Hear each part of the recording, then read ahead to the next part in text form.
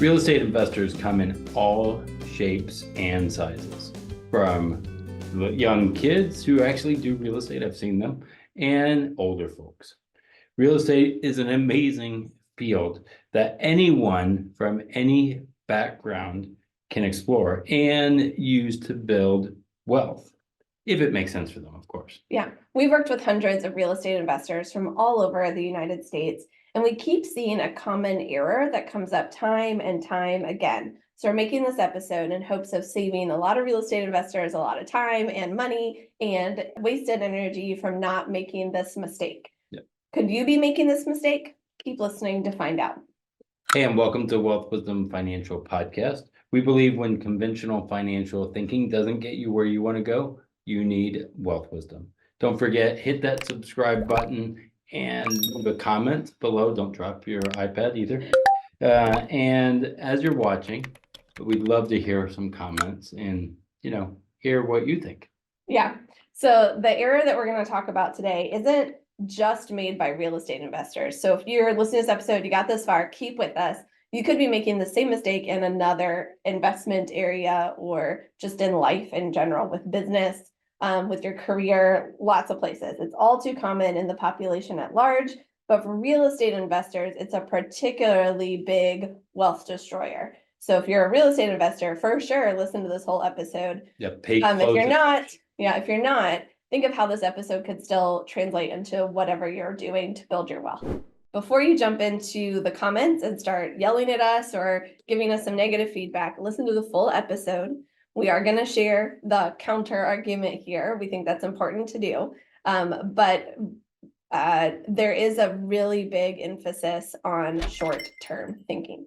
Yeah, I think a lot of times we are moving really fast. People are thinking a lot about, hey, I want to get this deal done today.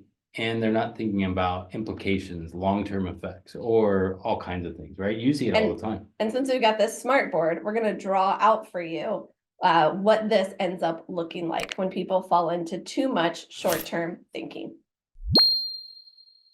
So short-term thinking results in chaos for real estate investors. Here, we're going to draw it out, right? And remember, think about yourself or other people as they have maybe said these things and then how it plays out. So let's just say one. Okay, we're moving rather than selling our house. Let's keep the low interest mortgage and rent it out for more than the cost, right? That's obvious. Then someone says after that, the passive income is nice. Let's do another one, but this time let's buy something that's a little run down or out of date and fix it up to make more money because, we want to make some money here. And that flip was lucrative. Let's flip some more and build up a pile of cash. Now that we have the pile of cash, let's jump into some syndications. I just learned I could take my employer's 401k and self-direct it. Let's buy some real estate with that. Man, these syndications aren't giving the monthly income we thought it was, and I still can't touch my self-directed money. We're hoping for a big payout one day, but in the meantime, let's build some more passive income by doing wholesaling. Maybe I'll do some private money lending. Maybe I'll do some flipping notes. After a while, all these different real estate investments end up feeling like a bucket of rocks with no rhyme or reason to them. That becomes a burden. So the real estate investor who started because they wanted freedom is now juggling and trying to figure out how to keep their tax bill low as the depreciation is running out on some of those rentals they have. As interest rates change, they're trying to decide if they want to leverage to acquire more properties. They look ahead, they see their income that they're getting from real estate impacting their Medicare premiums, how much of their Social Security gets taxed, how will they take RMDs from that self-directed account that they have, and the owner's burden of estate planning and making sure all these assets, all the debts affiliated with these assets are divided out appropriately and continue to leave a legacy of income for their heirs. Plus, retirement means moving to a warmer place or at least being snowbirds. How can they manage all these things when they're on the move or in their new location? If they need to pay others to do more for them, how much will they get to keep afterward? What if the property managers and VAs start raising their rates? How does one unjumble this mess? But what if you could avoid it altogether? We see this all the time as we do financial analysis, right? All the time. But you're in luck. We have 3 things that you could do, whether you're just getting started or if you're already feeling all those rocks that you're juggling and have that chaos in your bucket. Yeah, so the first thing, we got 3 big ideas. The first big idea is the cliche, begin with the end in mind. It's not just a cliche, it is a proven, timeless concept. Have you ever thought about what you want life to look like when you're 95 years old? Could you manage a bunch of different properties and other real estate investments at that age? Perhaps, hopefully we stay in the good mental capacity to be able to handle that. But do you want to? Yeah, right? What do you want when you're 95 years old? Or 85 Or yeah, 72, Yeah. right? Every time I've spent or seen someone spend time reflecting on that question, kind of the end, beginning with the end in mind and thinking about when they're 95 years old and working backwards from that, they've made decisions with greater intentionality and confidence. They're more carefully considering which kinds of properties or deals they're going to pick up and how they're going to use them. And most importantly, they know their exit strategy. So you've got an example for us. Yeah, so there's a guy, you might have heard of him. It was Arthur Guinness. He signed a 9,000-year lease way, way, way a long time ago to build the Guinness factory and all of that. There's a book called God and Guinness, learning the history of that family.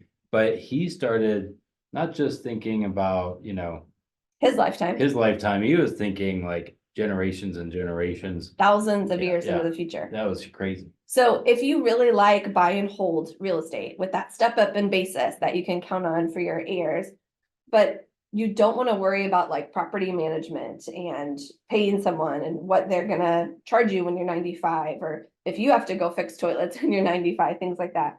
What if you employ one of your heirs, one of your beneficiaries to be that property manager? So then they're being prepared to know what real estate's like, what is required, and maybe you can pay them less because they know they're going to inherit a portion of your assets or all of your assets later, or at least the property that they're helping to manage. And if that's not possible, what if you negotiate the terms of your agreement with your property manager so that the current rates are good for you and for your beneficiaries? That's a great business for them to know they can count on that. And it's good for you and for like knowing that they're not going to raise rates later. Kind of like Arthur Guinness, the Guinness company is still paying the lease rates from when they signed that 9,000-year lease. Yeah, long time ago. Long time ago. Yeah. So number 1, begin with the end in mind. Number 2. This is one that I think is, again, all of them are important, but have a plan for your money. I think about this a lot. If you don't have a plan for your money, someone else does. Yeah, and you're going to experience leaks in your bucket of rocks if you don't have a plan for your money. Now, when most people hear this, they think penny pinching. This does not have to be penny pinching. This is knowing what your money is doing and then intentionally controlling it so it's doing more of what you want it to do, not what someone else wants it to do. This is where you break down that vision of what do you want to be doing when you're 95 into what do you need to do the next 5 years and the next year and the next quarter, the next month, the next week, the day, in the next hour. And you break that down to see like, how do I be more in control of my money right now? I think about this a bunch whenever I'm even, again, doing the financial analysis and I ask people, well, what's the interest rate on this? Or what's the goals with that money? And a lot of times there's no plan. They don't know the interest rates. And so understanding those deals and why you got into them and what's changed. Maybe you had a 3-year low interest rate that's a variable after 3 years, but you forgot about it, right? And so those things are important to look back at and make sure you have a plan and it's consistent. Yeah, a lot of people teach how to run the numbers before you go into a deal to make sure it's a good deal. But do you know how to keep track of the numbers and control the numbers to make sure it's continuing to be a good deal? How do you know when it's not a good deal any longer so that you can go ahead and exit out of that and find a different, better deal? Those are the kinds of things that it might be wise looking at and thinking about. How do you know when a good deal becomes a bad one? How will you tell? And is it still going to get you to where you want to go, along that way? Again, not all deals are good deals. And just because we are chasing this rate of return, or I don't know, we are needing money for retirement, don't just get into a deal because it sounds fun. Well, and it's not just getting into the deal, it's staying in the deal. Not all good deals stay good deals long term. So you need to have those exit criteria, those things that you're tracking to have a plan for that rock ongoing. Yep. So number one, begin with the end in mind. Number two, have a plan for your money. And then number three is when we get into what happens after 95, hopefully, after 100 years old. This is where you do some estate planning. Now, I can already hear the grumblers, but I don't want to create a trust fund and spoil my kids with this big legacy so that they become lazy. Now, first of all, prepare the people for the money, not just the money for the people. Get them involved in your real estate, teach them the value of hard work, show them what you do, help them learn and grow. But again, I go back to the Guinness people. I mean, that's what he did. The whole family was involved. Yeah. But secondly, we all know the rough current economic times, especially for younger people with not being able to afford the rent or save up for that down payment, all the debt that they got into to go through college, rapidly changing technology with low wages, and you got to keep up with the technology to even get those low wages. A lot of younger people are stuck between a rock and a hard place. You leaving a legacy might be the only chance that your children and grandchildren have at retirement to be able to even retire. Think about that. Like, that could be the only thing that helps them actually have a resemblance of financial freedom in their lives. Don't you want to give that to them? Especially if you've been able to experience that. It's getting harder and harder for middle-class Americans to experience that. Why, aren't we doing them a disservice if we're not thinking about how we can give them a leg up? And again, I want to think about it from the other side. If you're thinking, well, I don't want to do this, but I want them to take care of me, and we might leave them a legacy that we didn't want, or they shouldn't have. They might spend their retirement funds helping take care of their parent. And so by you thinking about this estate planning, thinking through this, is making sure you're taking care of yourself and not being a burden on them.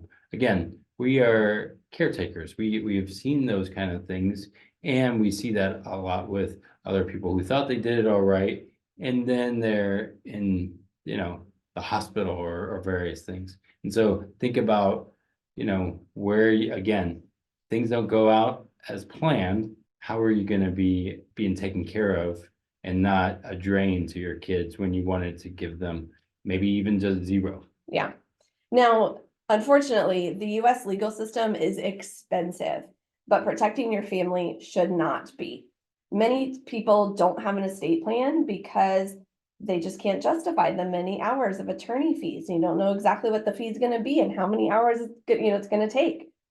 Part of our mission is to give everyone access to affordable, attorney-drafted solutions to protect their family and give them peace of mind about things like healthcare directives and stuff like that too.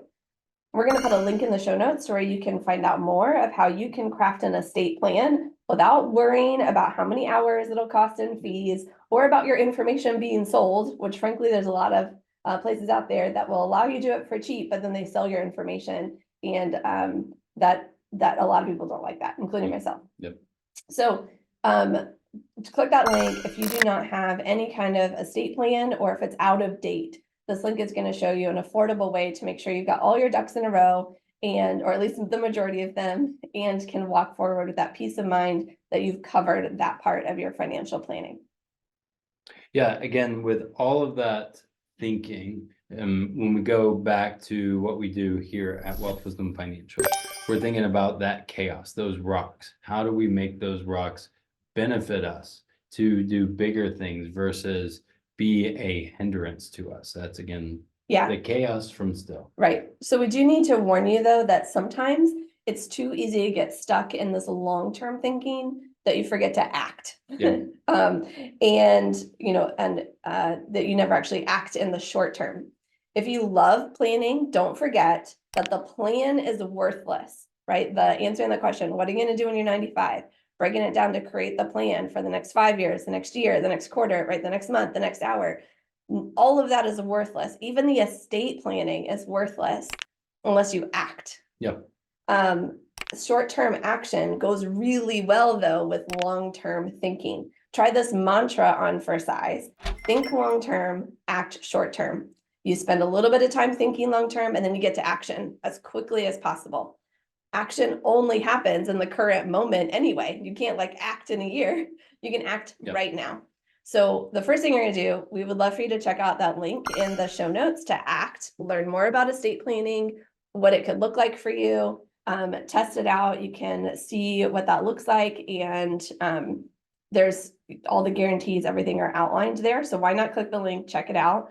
And then if you want to think more, well, actually not if, when you want to think more about what you want when you're 95, how you're going to craft a plan to get there and have a plan for your money, guess what? That's exactly what we love to walk people through. You want to tell them more about that?